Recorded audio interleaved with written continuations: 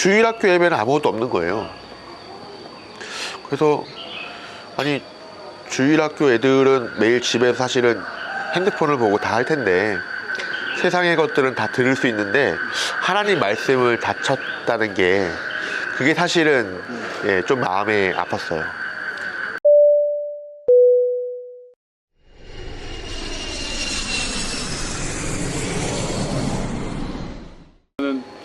선교사로 오셔서 처음 했던 사역, 아니 처음 과정, 선교사가 처음 되신 다음에 어떤 과정, 네. 언어든 이런 게 어떤 네. 과정이었을까요?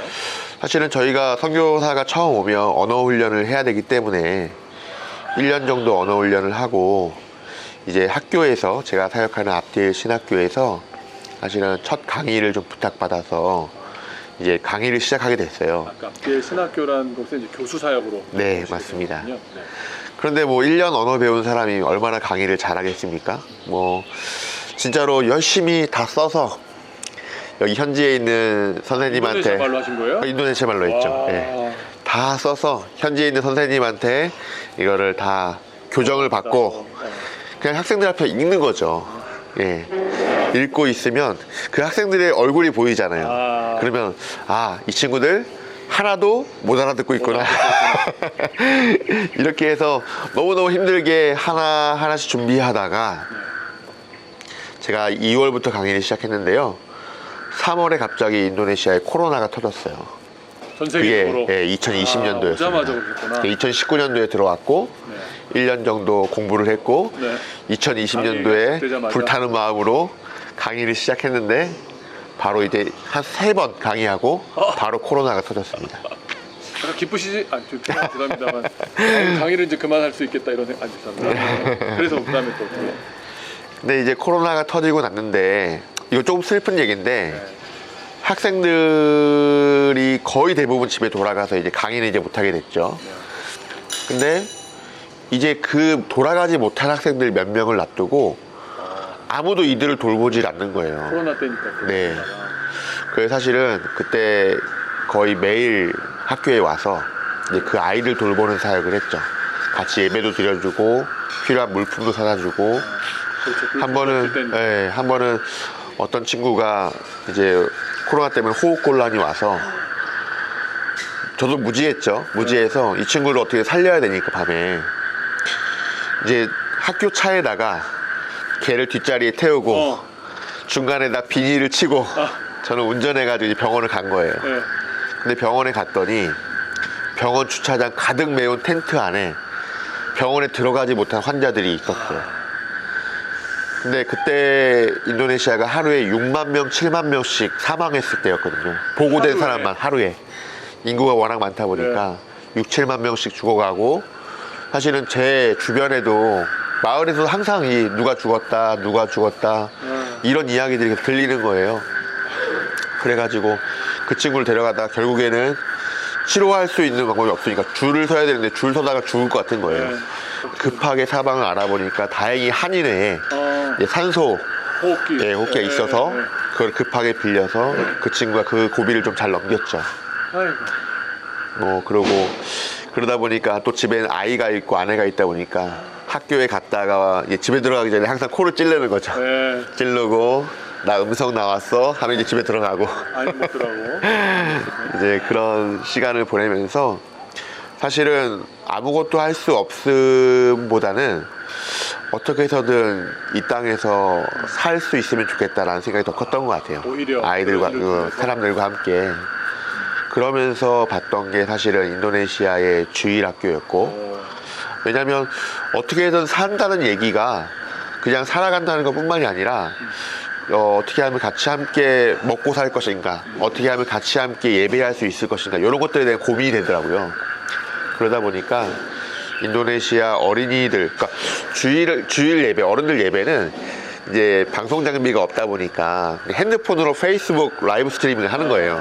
핸드폰으로 마이크도 대고 다 되니까 그냥 거치대 세워놓고 주일 예배 때 목사님 나와가지고 온라인 예배 하는데 주일학교 예배는 아무것도 없는 거예요. 그래서 아니 주일학교 애들은 매일 집에서 사실은 핸드폰을 보고 다 할 텐데 세상의 것들은 다 들을 수 있는데 하나님 말씀을 다쳤다는 게 그게 사실은 예, 좀 마음에 아팠어요. 그래서 아내랑 함께 이거는 문제가 있는 것 같다. 우리가 뭐라도 하나 만들어서 매주 한 편이라도 이렇게 아이들 말씀을 전하는 사역을 좀 했으면 좋겠다. 이렇게 해서 시작된 게 사실은 앞뒤의 프로젝트 팀입니다. 예, 그 팀이고 사실은 뭐 처음에는 뭐 아무것도 없었죠. 저도 뭐 영상을 편집하던 사람이 아니니까 일주일에 영상 한 편을 만들려면 평일에 밤을 새가며 유튜브를 공부를 하는 거예요. 공부를 하고 좋은 소스 뭐 이펙트 좋은 거 있나 막 다운받고 뭐 자막은 어떻게 달아야 되고 뭐 하여튼 그런 것들을 계속 공부하다 보니까 소위 이런 말 하면 그렇지만 현타가 오는 겁니다. 내가 밤을 새가며 지금 이 한 5분짜리 영상을 만들기 위해서 이러고 있나. 그때 영상을 보면 진짜 너무 허접해서 그래서 사실은 영상 전문으로 하는 친구를 제가 하나 구하게 됐고, 인도네시아 친구를 하나 구하게 됐고, 그 친구가 아직까지 일하고 있는 다빗이라는 친구예요. 7살 아이가 아빠. 네네. 다빗이라는 친구가 아직 지금 벌써 같이 함께한 게 4년 넘었죠. 예, 4년 동안 함께하고 그 친구도 사실은 이제 처음에는 그렇게 잘하던 친구가 아니었는데 그 친구도 예, 역시나 여기서 저희 함께 같이 커갔죠. 예, 중간에 뭐 인터넷 강의도 같이 듣게 하고 뭐도 하고 그러면서 예. 그 친구는 그럼 앞뒤 신학교 학생이었던 거예요? 아닙니다. 그것도 아니고 외부에서 앞뒤의 신학교 졸업한 사역자가 자기 친구라면서 소개를 해준 거예요. 예. 그래서 그 친구가 저희 팀에 합류하게 됐습니다. 앞뒤의 뜻이 뭡니까? 앞디엘은 이제 인도네시아 말로 앞디가 종이라는 뜻입니다. 종, 섬김 이런 뜻이고요. 엘이는 이제 하나님, 엘이고 그래서 하나님의 종, 하나님을 섬기는 사람 이런 뜻의 신학교 이름입니다. 신학교는 벌써 57년 된 신학교고요. 인도네시아 자체교단에서 스스로 세워서 스스로 지금 운영해 가고 있는 아주 훌륭한 신학교 중에 하나입니다. 이제 학과는 신학과, 기독교 교육학과, 교회음악과 이제 학사 과정은 그렇게 돼 있고요. 석사 과정은 이제 선교학, 그다음에 교회음악학. 예. 그래서 인도네시아 교회음악학의 최초가 사실 앞뒤의 신학교예요. 네. 다른 신학교는 그 전에는 없었다가 교회음악과를 처음 세운 학교가 이제 앞뒤의 신학교입니다. 그 학교 안에 어떻게 그런 영상팀이 생겼을까요? 처음에는 이런 영상팀을 상상하지 않았죠. 그러니까요. 처음에는 이제 그 영상을 하나 올리려고 그 친구를 이제 다빗이랑 했던 건데 이게 강의실에 찍다 보니까 영상을 찍다 보면 인도네시아에는 오토바이랑 트럭들이 많이 다니잖아요. 그렇죠. 잘 찍고 있다가 웅 하면 다시 찍어야 되는 거예요. 뭐 오토바이 웽 하고 지나가면 다시 찍고 그리고 뭐 조명 이런 거 없다 보니까 우기 되면 영상이 어두워집니다. 구름이 딱 결국은 네. 그리고 하여튼 그게 너무나 이제 허접한 거죠 영상이. 예, 그러다 보니까 이제 처음에는 이제 스튜디오를 만들 생각이 아니라 작은 공간을 좀 학교에서 좀 해달라고 이렇게 부탁을 했고 이제 그러면서 제가 한국에 있는 아는 목사님들 여기에 좀 전문적으로 아시는 목사님들한테 한국에서 막 영상 찍는 게 그렇죠. 하고 뭐 이렇게 소리라든지 방음은 어떻게 해야 되는지 이런 거 전혀 뭐 문외한이니까 모르는 사람이니까 물어보기 시작했고 그때 제가 아는 목사님 고생 많이 하셨습니다. 1시간씩 제가 통화하면서 매일 막 목사님 이거 어떻게 해야 돼요? 그런 뭐 재질이 뭐 재료가 없는데 비슷한 거 뭐가 없습니까? 막 이러면서 했죠. 그러면서 처음 생긴 게 제 1스튜디오가 거기 생긴 거예요.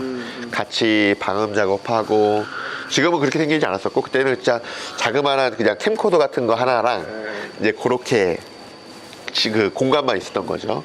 그리고 사무실도 지금처럼 넓지 않았고 한 켠에 조금 지금 넓힌 겁니다. 두 개를 합쳐서. 그렇게 하면서 이제 영상을 만들기 시작했는데 누구도 예상하지 못했던 코로나가 길어졌던 거죠. 그렇죠. 그러면서 교회에서 이거에 대해 필요를 느끼기 시작한 거예요.